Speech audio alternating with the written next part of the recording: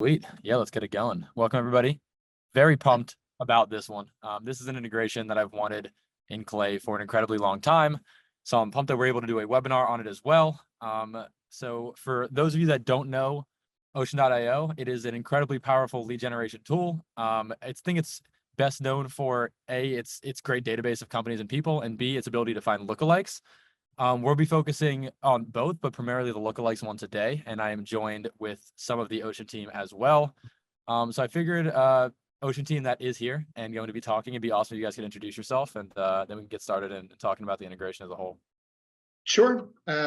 Yeah, really thrilled that this came together. This has been a couple of months in the making. My name is Taylor Ryan. I'm the Chief Marketing Officer of Ocean.io. Within the last 6 months or so, we've really started to double down on our API integrations. And I personally discovered Clay about around that time, 6 months ago. And I'm kind of in awe of Patrick's videos, as well as some of the different ways that one can use Clay to automate a heck of a lot of stuff. So really thrilled that, yeah, it's kind of surreal getting a chance to come on here and yeah, play with this stuff. Yeah, I'm fired up, man. It's going to be a lot of fun. We've pretty much the general flow of this is, my thought is we go through kind of an example of how this integration can be used. I built out a flow that I think is kind of a fun way of using it. And then assuming there's going to be a good amount of questions, just considering the complexity of the integration and the flow. And so we wanted to open it up to you guys afterwards. And of course, while all this is going on, feel free to drop them in the chat and we can just go through them individually afterwards, or maybe even just interrupt it sometimes if it's a very relevant, timely question. I see Igor on there as well. You want to introduce yourself real quick as well, Igor?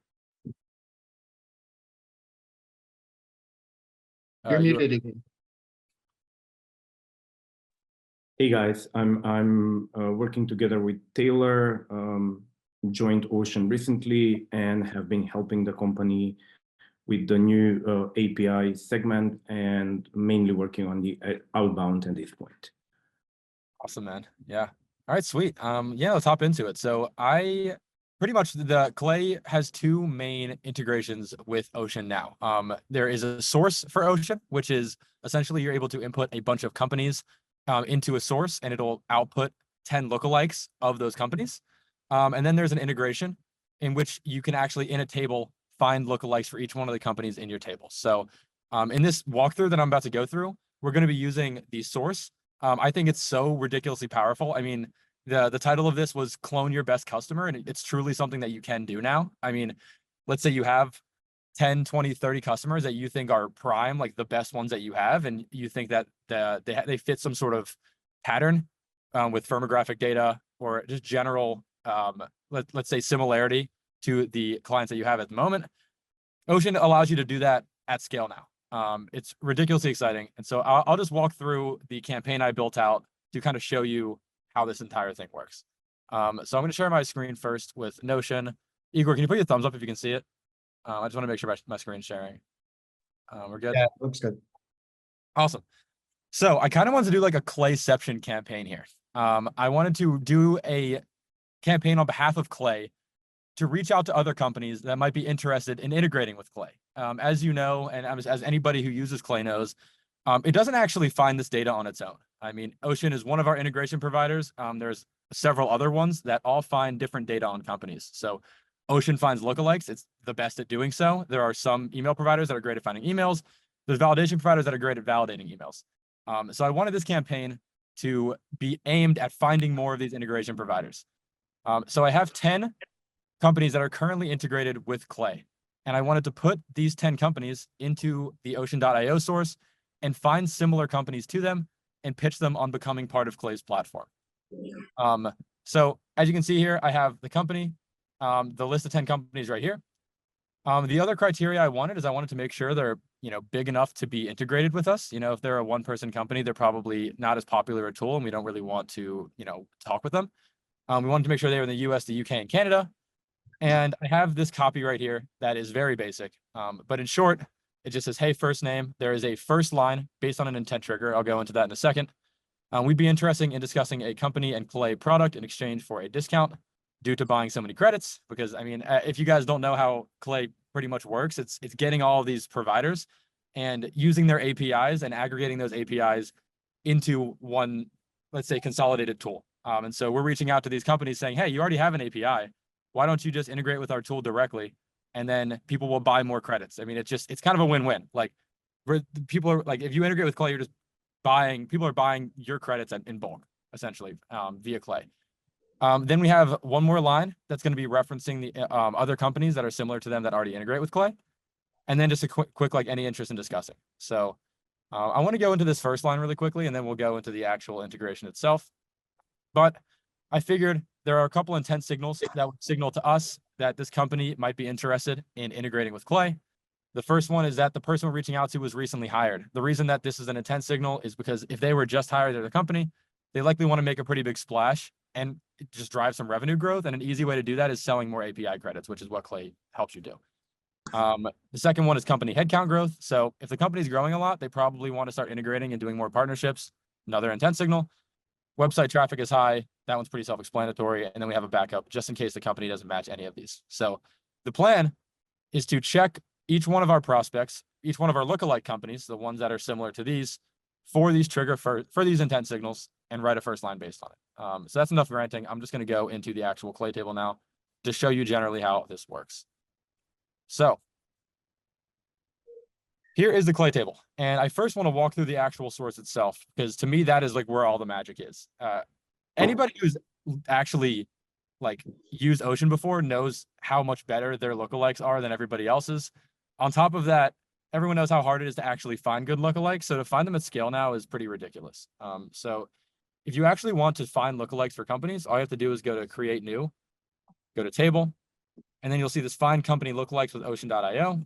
You just click on it, and all you have to do is throw in the domains of all the companies you want to find similar to. So you could put in like clay.com, and then there's a ton of other, and you can put in as many of these domains as you want, obviously. And there are a ton of other filters you can add with regards to company size, the countries they're located in, keywords in the company description, the list goes on.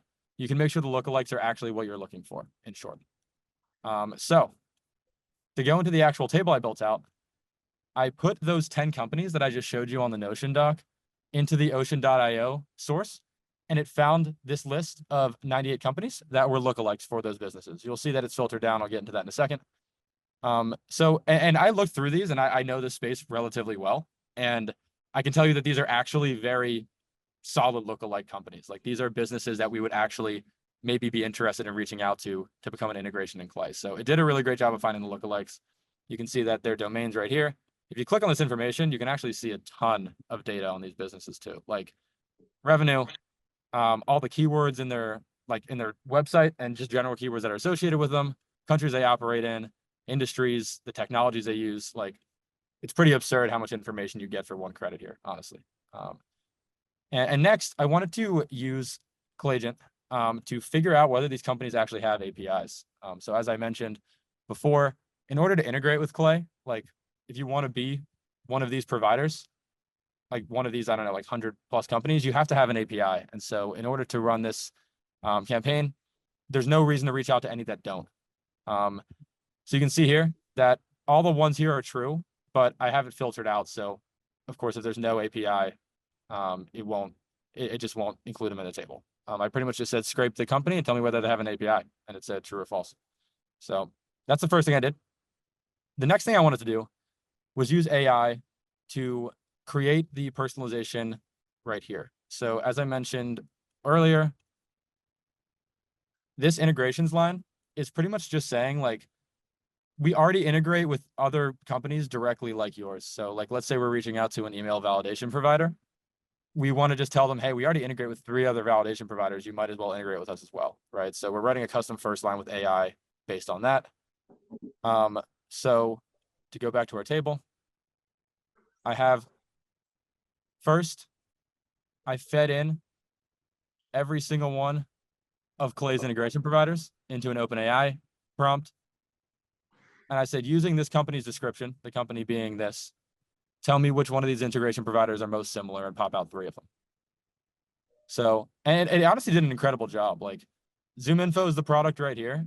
I don't know if we'd ever integrate with ZoomInfo, TBD, but it found Apollo, Clearbit, and SignalHire as 3 similar companies that we already integrate with. And that's like pretty much exactly accurate. Those are probably the 3 I'd pick. So It did a good job of finding them. Then I decided to classify them into like a sub industry. The reason I did that is because when I actually end up sending them a message, it says, hey, we already integrate with other market intelligence tools like Lead Magic, Ocean.io, and Predict Leads, right? So it's, in short, what's so great about finding lookalikes is the fact that you can segment your campaigns so much stronger than before. Like, I mean, all these tools are so similar to the companies that already integrate with Clay that the messaging I'm sending is so relevant to them. Like, I know for a fact it's relevant. And it's kind of hard to do that with just a list of like, let's say 1,000 companies that you found on Apollo. I think lookalikes are so powerful for that use case in particular. And obviously, just if you have a defined ICP and you already have 50, 100 companies in that ICP that you know are good, why not just throw those into a table and find all of the lookalike companies as well and reach out? Like, it's a no-brainer. Yep. Nice. Hi. Sorry, somebody trying to talk, or they just need to be Yep. muted? Perfect. Okay, one second. I need to mute this person. Yeah. Basically. They weren't asking a question, were they? Am I crazy? No, you're good. Okay, awesome. All right. Anyway, going back into this. Then we normalize the company name. And then the next step is obviously just finding people who work for these companies. Like, we found lookalike businesses, but if we don't have the decision makers at these businesses, it doesn't actually give us any relevance at all. So that's really easy to do in Clay. It's a pretty simple thing. You just go to find contacts at company and you throw it in a new table. You put in all the job titles you're looking for, and voila, we have a table with all the decision makers at all those companies in this original table. So now that we have 674 people that we started with, all I had to do was start doing those intent signal finding and waterfalling. So you can see here, we have when they started their business or when they started at their new role by just enriching their profile and going down to their latest experience and finding their start date. Pop that out. Ask the formula whether they've been hired in the past 6 months. Some people have, and it would auto check this checkbox. And if this checkbox is checked, it writes this custom line. Congrats on the new role over at ZoomInfo. Figures you might be looking for a quick way to increase API-based revenue in the next few months. Next is headcount. So you can see if they fit this intent signal, we're not going to continue looking for anything because we already wrote a first line for them. But if we haven't found that intent signal, we move on to the next one. I decided to do the next one to be if their headcount growth is over 10% year over year, then we want to write a first line. So you can see here, we found the employee headcount using one of Clay's integrations. Just found it, popped it out right here, and use another formula. So congrats on all the new hires over at Ample Market. Cinch, you get the point. Another checkbox. Did the same thing with website analytics. Same thing. If their website analytics were over 25,000, we made an approximation and then threw that into a first line. So 273K plus, 17 million plus. Zoho has a lot of people visiting their website. It's pretty nuts. Anyway, then we have our backup, and of course that all aggregates finally into a first line. And then we find the work emails and we add them to our campaign. So you can see here's an example of this campaign. Saw Nyla's 273K person team last month. Congrats. We might be interested in discussing a collab. Here's the 3 companies that are similar to them, interested in discussing. So yeah, it's a pretty basic Clay flow, but I think the thing I was trying to emphasize here is just the power of using lookalikes to write more segmented copy. The copy I wrote for this campaign was just impossible to have written unless we had lookalike companies, because frankly, there's 100 integrations in Clay. If we didn't have lookalikes for our existing integrations, there's no way we'd be able to write relevant copy. Like, half the companies wouldn't apply at all, and the emails we'd be sending would be so not relevant, and we probably wouldn't even want responses from half of them. So it's a really great way of just showing how powerful these tools can be if used correctly. And you can also just do this for companies in Clay. Like, you can literally just type in lookalikes, and you can find lookalikes for all of these companies. Like, it's like this just constantly compounding, expanding lead list if you really want it to be. And it does the exact same thing as the source. So ridiculously powerful. And I hope that this flow showed that. I have not been checking the chat at all. Oh yeah, are you sharing this template later? Yeah, I'm totally down to. But yeah, that's a quick run through of what the table does. And maybe if you wanted to chime in, Taylor, and just talk a little bit more about the power of the integration, that'd be awesome. Sure. I think it's worth noting that we essentially used this integration before the integration materialized in order to do outreach and get in touch with people from Clay to result in us having this conversation today. So the reality is we use Clay, it works. And of course, we dog food and use Ocean as well. So if you had a steady stream of clients and you're able to every once in a while pick out a client and it's like, this is the perfect ICP. It's the easiest client to work with. And it's basically, if I could get 100 more just like them, I could retire. That's exactly what these lookalike audiences or lookalike lists are for. I think there's so many different use cases to be able to insert them either just after deals close, just after people convert. There's a lot of really cool use cases that every time we talk with clients, new opportunities are kind of teased out. So I definitely think that it's a cool pairing, because when I used to run my own agency a few years ago, I was using Ocean separately, and I wish a tool like Clay had existed, because I was going in and out of so many different tools to do the discovery in Ocean, to then do the enrichment in a different tool, to then try to normalize the data, then try to throw it into some type of outbound tool, whether it was Lemless, Snovio, Instantly wasn't around, neither was Smart Lead. So like, it's really come a long way to have everything constantly running. And the great thing is we can continue to just dump stuff into the top of these tables, and we're constantly coming up with new lines of business. So I'm sure that there's an interesting use case out there that we have not explored. So I encourage everybody to give it a shot and see what it spins out for you. Yeah, absolutely. I mean, yeah, it's just like, as you mentioned, such a hack if you have a consistent trend in clients that are doing incredibly well for you internally, or just easy to deal with, or generally pay more. Like, the clients that you want to replicate, it just finds the best ones. Like, it just finds those exact people. And it's a really powerful tool. Willie asked, and I'll give you my 2 cents in it. I'd love to hear yours as well, Taylor. But he said, how would you leverage this if you're starting from zero? And I think it really depends on the use case, but I'll have a couple ideas. And there's just so many, but I'd say the most basic one is, yeah, find a list of like maybe 10 to, I think even Adam said, yeah, Adam just said something exactly similar. He was like, make a list of 10 to 100 dream companies to work with and put them in Ocean. And that's a great way to do it. Like, just find, or even just like 10 clients that you absolutely loved working with in the past, put them in Ocean and find them, and then reach out to all the lookalikes. That's the most simple use case, but there's so many others that you can do. And this can even work for, like, let's say you're running kind of a lower ticket SaaS and you're getting a lot of purchases a day. You could have all those purchases route into Clay via webhook and automatically run that integration to find all their lookalikes, right? And then just reach out to them. Another great example would be like RB2B. If you have your website visitors importing into a Clay table, you can qualify the ones that are actually worth reaching out to, and then find 10 lookalikes for them. Suddenly your RB2B campaign is finding obviously the warm leads that are coming from your website, but also maybe 10 to 20 other cold leads as well to go into another campaign. So there's just so many things you can do with it. But to start from zero, yeah, just use the basic functionality, find a bunch of companies that you'd want to work with or that you've worked with in the past that are great, find their lookalikes.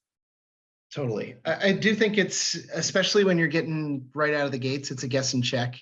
And often, the first deals kind of fuel the deals that precede those. So ultimately, it's wherever lightning strikes. And I don't know enough about your business to be able to guess. I think somebody threw in an idea or a prompt about an e-commerce brand in there. I can't seem to find where that was, though.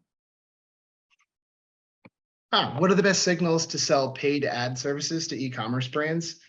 I mean, I have my own thoughts, Patrick. I think I've seen videos of you running these exact type of targets. But if you want to go ahead and take that, I mean, go for it. Yeah, I mean, honestly, I think it depends on paid ad services to e-commerce brands. I don't know. I'd have to think on that. I don't know if I've done paid ads runs. I do a lot of e-commerce targeting, and there's a lot of good signals there via store leads usually. But yeah, I don't really have any particular offhand. Sure. Well, I have a few. So if you're able to set aside a large, let's say a medium-sized group of leads that are based off of, and you could search this within Ocean, traffic size, and we use similar signals to technographics like built with. So if they have Shopify or WooCommerce or whatever, they have a certain amount of traffic, which means they have volume. And maybe if you really want to go nuts and they're also hiring within the last 3 to 6 months of anything related to marketing, it means that they're struggling for growth. They have money and they have volume. So like they have product market fit. Those are probably the companies that I want to target in the immediate. And as soon as I get a bite on one of them, I want 50 companies that are just like that one that I just booked a meeting with. Yeah, absolutely. Yeah, I think that's a really good way of approaching it, honestly. I think that's a great point. Sweet. Do you have any, Jim said, do you have any intent data available for M&A? i.e. they have Googled exit planners, business brokers, et cetera, something to signal that thinking about selling their business. So a great, I would say, frame of thinking with regards to Clay as a whole is that if there's data that's publicly available online about a company or available via a data provider that has an API, you can use it in Clay.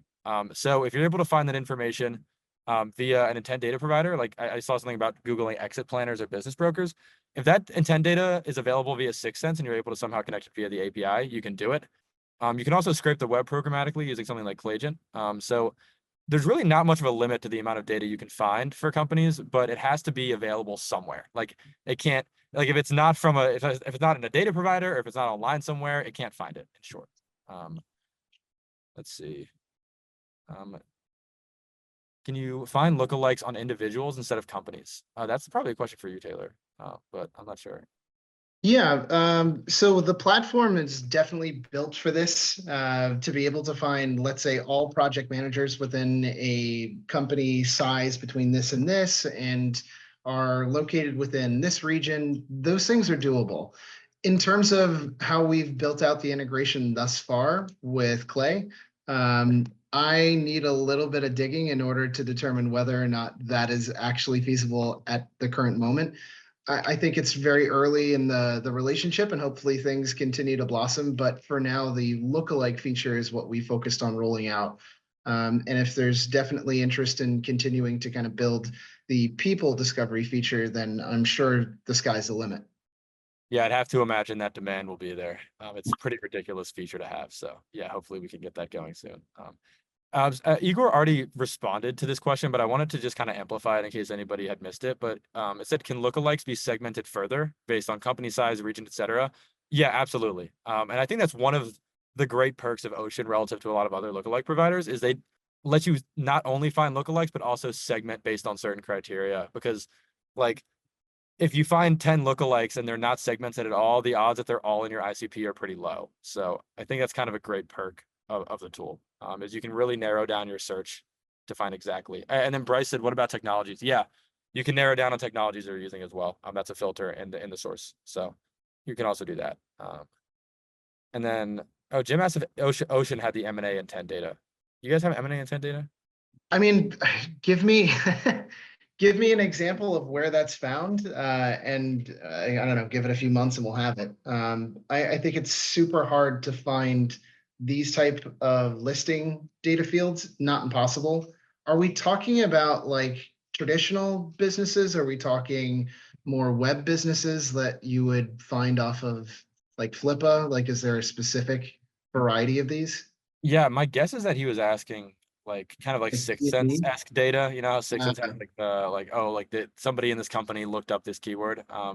Which I mean, yeah. you know, everyone has their own opinions about that data, but I don't, you know, I don't use it very often.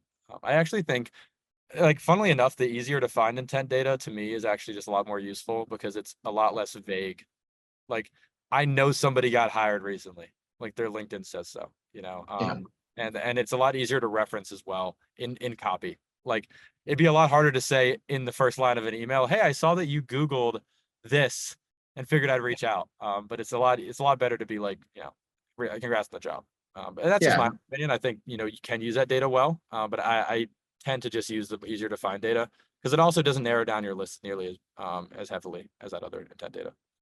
Totally get it. Jim, I can already connect the dots with where you're going. I understand the use case. I just can't think of the Yeah, at least the US based source of this type of stuff that would be indicating either, somebody turning over the business or putting up for sale or near bankruptcy situations. But that is something that I'll dig into. Connect with me on LinkedIn.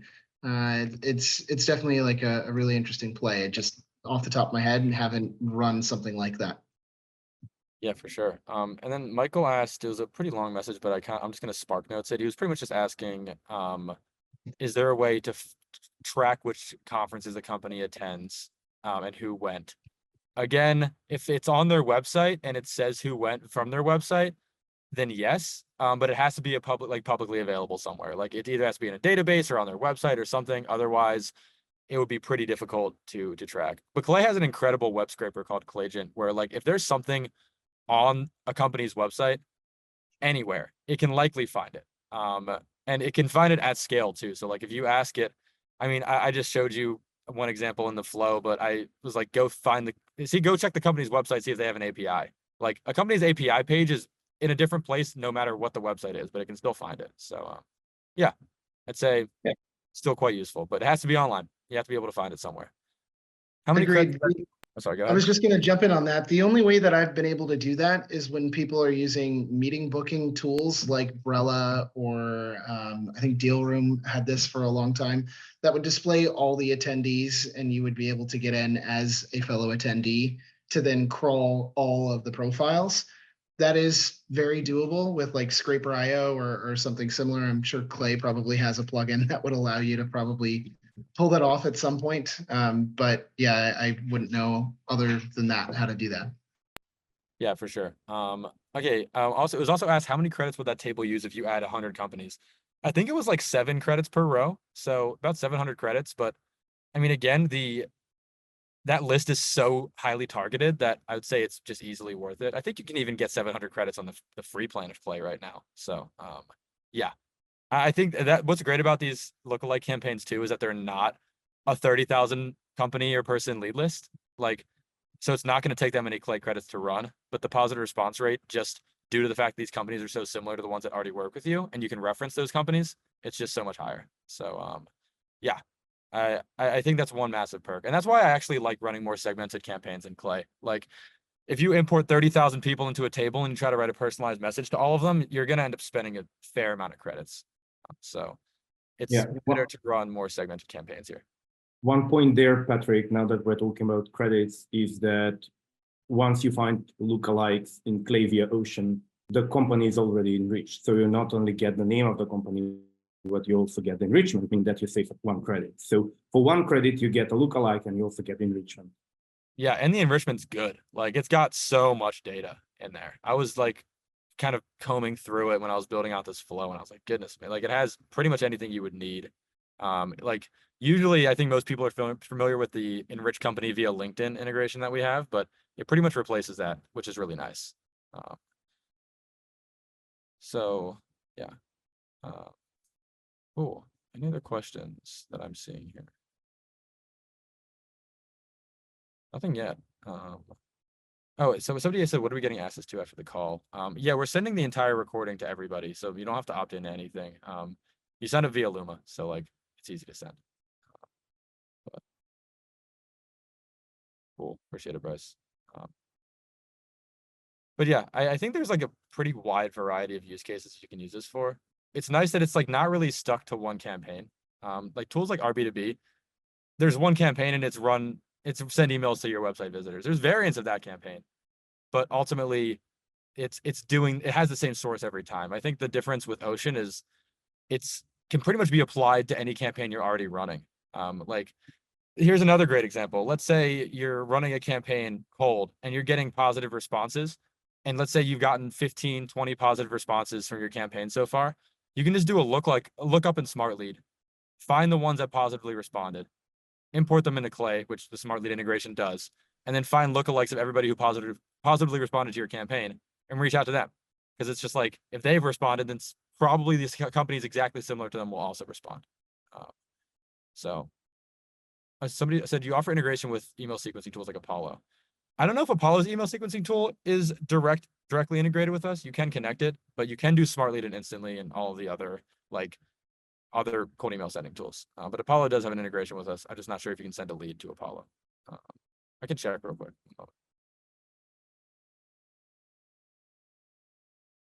No, you can't.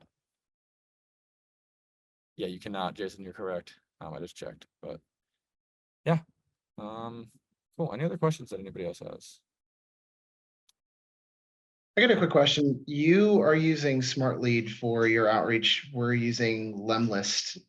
Do you have, I mean, obviously you probably have a preference, but what's the big difference between those two for running outreach? Yeah, so I'll give you every channel and which tools I use. So Smart Lead and Instantly are great for email. I wouldn't, I don't even know if they have functionality for anything other than email, but those are the two I use for strictly email campaigns.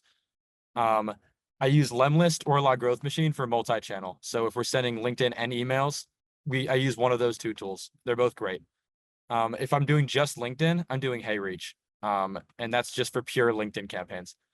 I always hear the question, Smart Lead versus Instantly.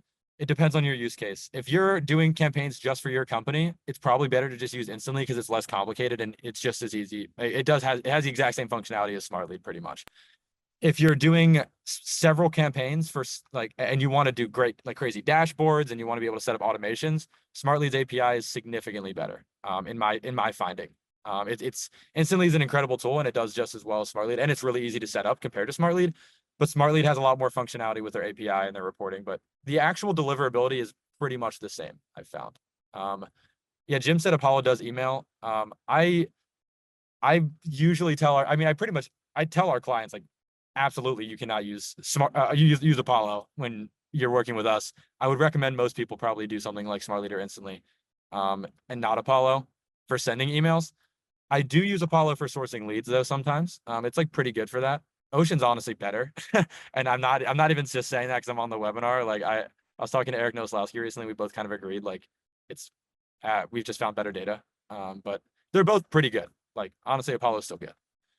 Nice. Does Smart Lead offer API to pull positive responses into Clay? Yes, it does. That's another great perk about Smart Lead is the integration with Clay is so direct because their API is so good. So you can look up every person in your Clay table to see if they responded or not and pull that response into the Clay table. And then you can do the whole lookalike things where like anybody who positively responds, go find lookalikes, put them in a new table and run another campaign on them. So that's a massive plus as well. But yeah, I would say Lemlist is still great. Like I highly recommend using it. We use it for some of our multi-channel campaigns pretty frequently.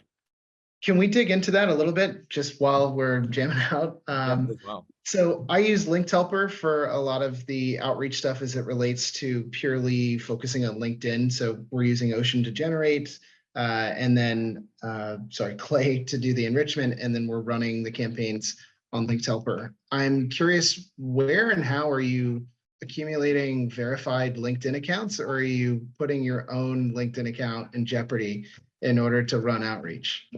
Yeah, so I feel like there's a variety of sources in order to like get LinkedIn accounts. You're saying you use Linked Helper to like create the accounts? We've bought accounts from different places and then have slowly warmed them up. And some of these accounts have been like, I set them up when I was an agency owner for Ocean, like literally 4 years ago. I think there was like 8 or 9 of them and we're down to like 3. And it's become consistently more and more difficult to the point that there's a lot of value in having an account that was run off of its own IP address that is run via proxy that will consistently be a residential IP. And that's why I'm consistently using Linked Helper, because I worry that I won't have the same value when I use, let's say, Lemlist. And I'm curious if you come across something like that kind of checks all the boxes to not get banned. Yeah, so I would say HeyReach, if you're using your LinkedIn account or frankly any LinkedIn account, in my opinion, has the highest chance of you not getting banned. So like it has the highest safety rating of any of the tools. I was super conflicted on which tool I should use kind of when I started doing multi-channel. And then I talked to Michelle Lieben of Cold IQ, who's like the go-to guy for AI tools. And he was like, there's no other tool to use but HeyReach in my finding. And I was like, cool, that's all I use now. In order to get actual accounts, I'm not the right person to ask because I just have somebody on our team for our agency that does it because don't know how to. And he's like sets up all the email accounts for our clients, and he makes all the LinkedIn accounts for our clients. And I don't ask him any questions about how he does it because it works. So I actually have no idea how to do it. Fair enough. I just like, Yeah, I don't want to necessarily like name drop like sketchy marketplaces because I have a few, but they're a Google search away, I guess. yeah, for sure. Yeah, I'm not really sure where he gets them. Maybe I can ask and drop it when I drop the recording. But yeah, I don't even ask questions. I'm just like, the deliverability is great. That's all I care about. So somebody asked, this is kind of like a side question, but I'm kind of a beginner to Clay. Do you guys have a recommendation for me on taking a bootcamp or course? So Clay has a bunch of learning resources, and it depends on how much you're willing to spend. So they have a free university on the website where you can just go watch tutorial videos, and they're really well made, and they teach you a lot about the basics. If you want to become like beginner to end Clay expert, I'd highly recommend Nathan Lippy's Clay course. It's called claybootcamp.com. He has a killer course. We hire out of there too. So I have an agency that implements Clay for other companies, and we literally go to his bootcamp and hire his students for the most part. So like I can recommend it because our employees mostly took it. So it's really good. And yes, and Peter's saying some employees are taking it too. Like even people at Clay, like it's good. Like it really is super educational, and yeah, I definitely recommend it. But yeah, Clay is a really complicated tool, and the flow that I showed you even there, relatively difficult to set up, but like getting the basics is really the key part. And I think from there, you can kind of learn it yourself. Sorry guys, it was called claybootcamp.com. For the people who asked. Yeah, so thanks, Peter. But yeah, Libby's great. He's kind of like the go-to for Clay education as a whole. And again, we hire from him, so I trust him enough to put my money where my mouth is there. Okay, I saw a couple other messages. Somebody said we're using Dripify. I've heard Dripify is actually good, and Expandy is also good. I've heard. But yeah, I mean, HeyReach has been great. My main worry, and I'm sure this is everybody else's worry when they're running LinkedIn campaigns, is if I am using my LinkedIn account and I get banned, I just lost like my whole LinkedIn account. And so when I started running them, I wasn't using fake accounts. I was using like my own. This is when I was starting to do outreach for myself.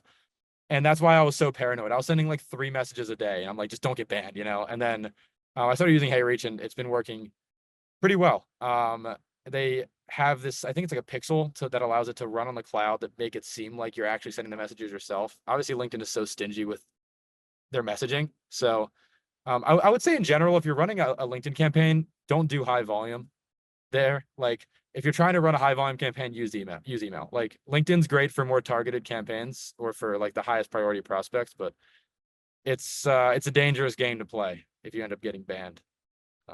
So yeah.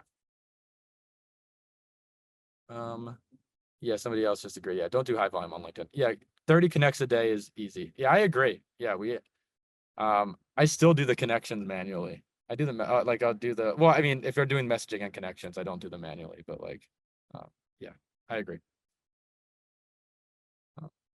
What are some of the best, this is kind of a different question, but what are some of the best use cases you've seen people use Ocean for? Just, and maybe not even like the integration is obviously a great extra if you can think of some using the Clay integration, but even just like in general, like what does the platform seem to be used for the most often?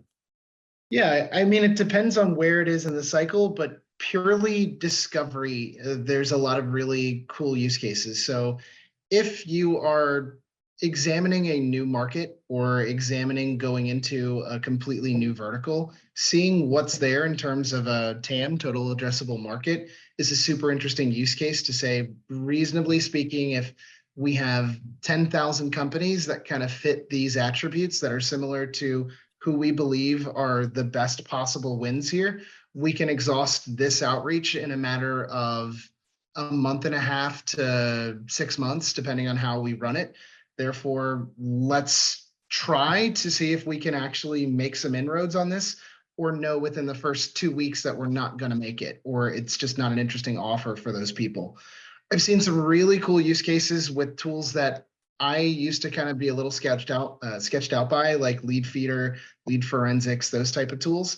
Yeah. So you can see basically based off of IP address, it roughly assumes who these people are. And that creates a really interesting opportunity to say, hey, I just realized that so-and-so company stopped by my website. I know that maybe you were looking around. We have some internal tracking tools, but oddly enough, your name came up. Would you be interested in having a conversation?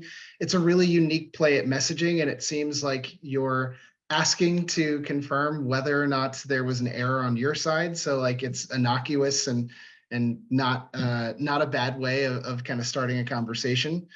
I also think it's really interesting with partnerships, with referrals, with affiliates. There's just like an untapped area that allows you to take the best of your existing customers, clients, or people that you've done really well with and continue to get more and more and more. Like I used to always do this when I would look at my direct competitors and find examples of who they're listing on their website as trust signals, like above the fold of like, oh, you guys did business with them. Let me find 20 companies that are just like these people and say why I'm better than my competition. And I've found that that's an interesting foot in the door, at least to get them thinking about, well, if my competitors are already uncovering tools like this and you're better than whatever they're being told is the best in the world, then maybe there's something to talk about. I think you just have to start to kind of peel back those layers of, I hate using the word intent, but the intent behind why somebody would be in front of you or why somebody would be interested in speaking with you when you know who the other companies are that are similar to them. Yeah, absolutely. Yeah, I think that's one of the best use cases as well. Like that's what I feel like just intuitively was something that like when using the tool, I was like, yeah, this is great. Like this is what I would want to approach using it for. So Peter said, how does Ocean score the accuracy of a match when creating a lookalike list? It's a good question. Yeah, I know that our CPO is on the call, and I know that he's got a great philosophy on this and a longer speech in general. Mess, if you're around, that would be cool. Otherwise, I can jump on it. Yeah, I can shoot a few words. So what we did was that we basically scraped content from 250 million domains all over the world. So we use that for the matching and the scoring. We use we aggregate company data from graphics, and then we mix it with semantic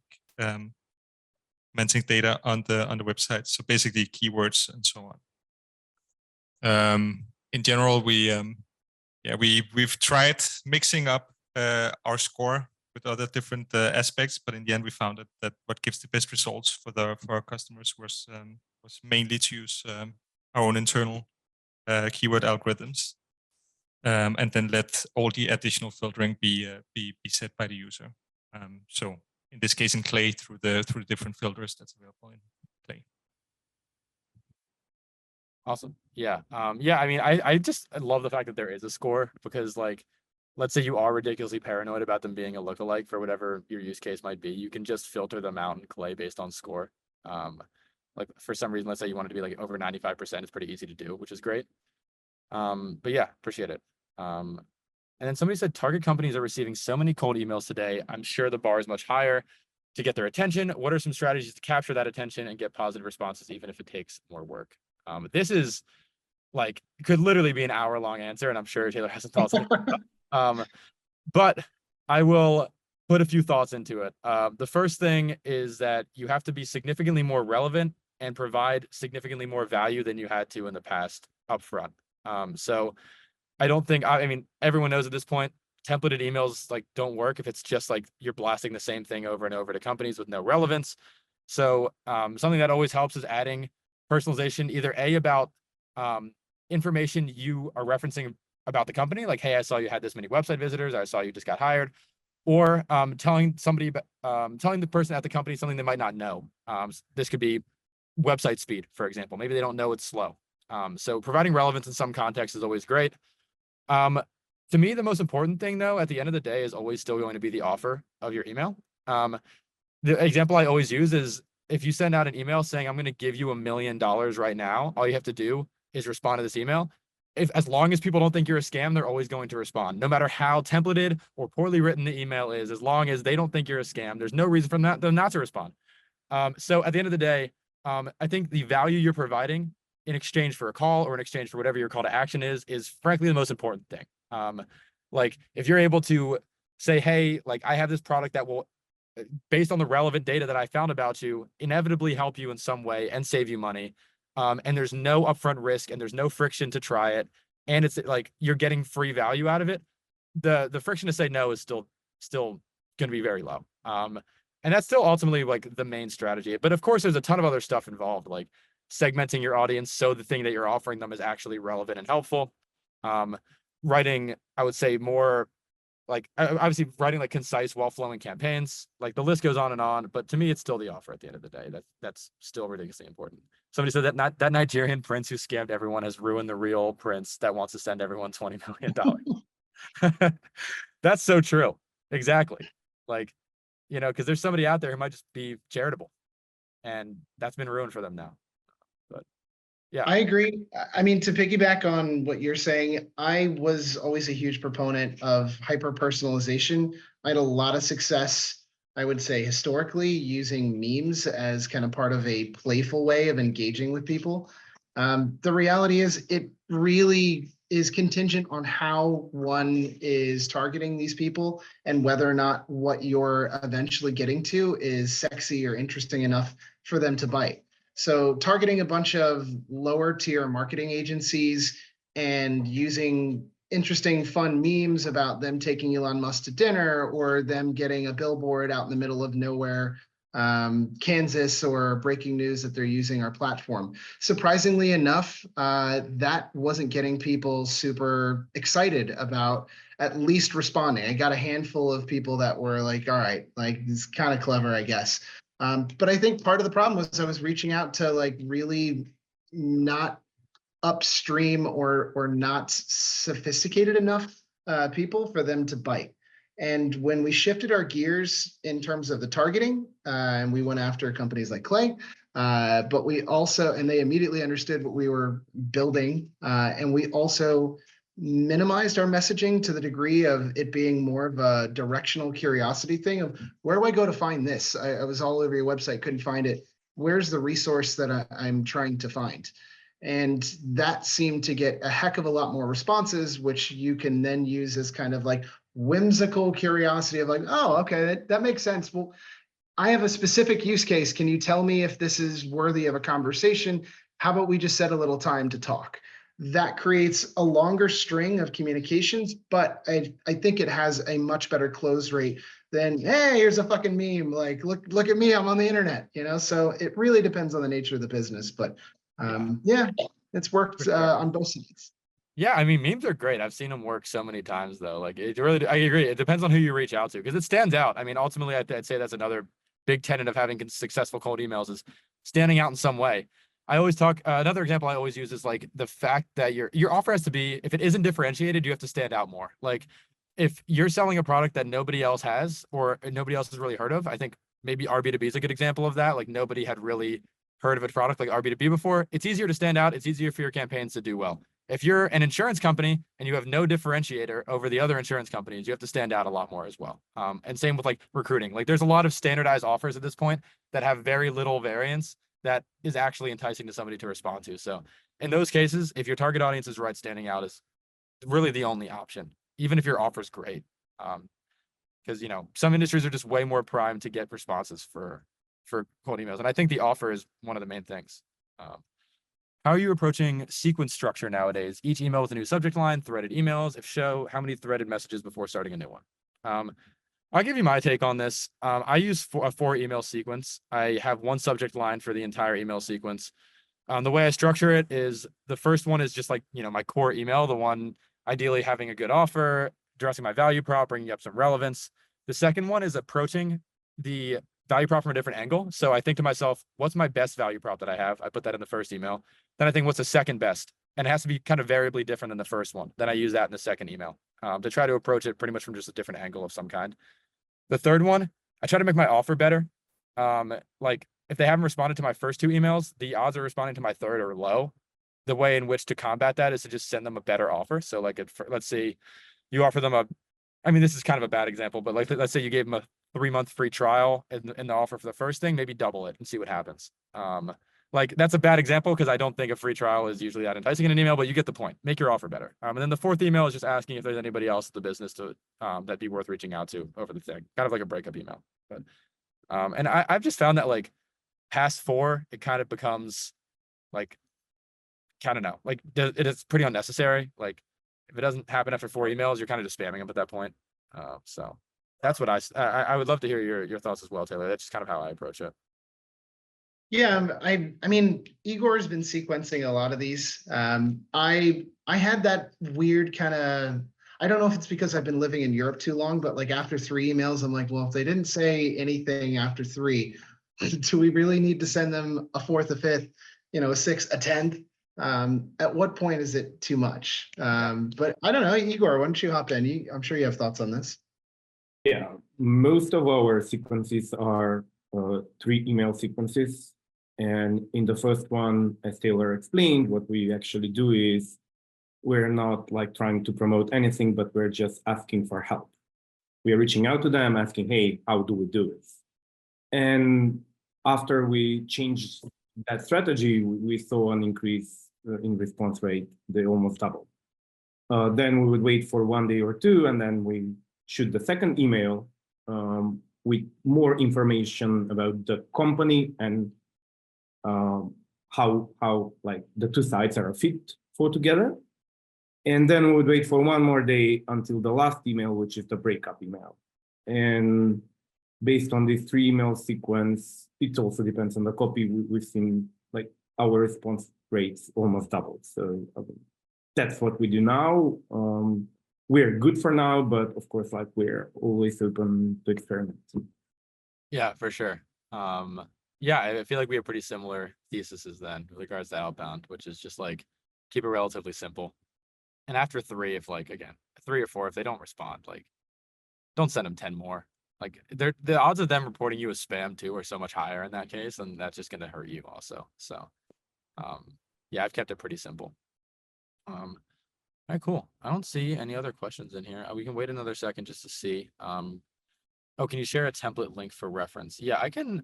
I'll send it when I'm sending the recording to everybody via Luma. I'll like attach the recording and then the templates for both of those clay tables. I'll probably also be posting about this tomorrow, so you can just like find it on LinkedIn as well. But yeah, I think we're good to go. I appreciate everybody hopping on.